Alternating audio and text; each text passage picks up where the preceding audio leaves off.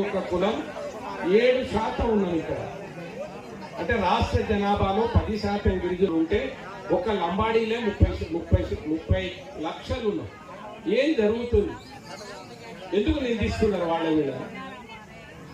ఎవరు నిందిస్తున్నారు?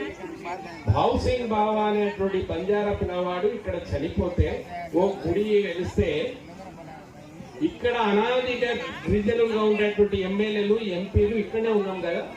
ఎవరిని తన్నాలి మీరు? ఎవరిని తన్నాలి? ఎవరి మీద పడాలి? 200 తీసుకొని ఓట్లేసే పరిస్థితి వచ్చింది దేశంలో, రాష్ట్రంలో. ఎవరిని అనాలి? ఎందుకు మారేది పేరది? ఎవరు పరిపాలించారు దీన్ని? దూరకన్ను సీతారాం నాయక్ ఉద్యమకారుడు.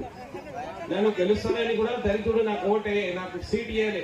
నా ఈ 3 ఏళ్ళ గారు ఉండి 120 సార్లు పార్లమెంట్ లో మాట్లాడి రేపు సేవాలాల్ జయంతిని దేశవ్యాప్తంగా చేయించేటువంటి ఏకైక వ్యక్తిగా నేను పోరాడుతున్నా. ఇది ఎవరైనా కాదని చెప్పండి. ఏం చేయలేదు. 10% రిజర్వేషన్ తెచ్చియాలి. ఇచ్చినందుకే నాకు గొంతు కోసేవాడు. ఎవడెంబడి ఉంటారు మీరు? ఒక 5 సంవత్సరాలు అన్ని మారిపోతాయా? అన్ని అయిపోతాయా?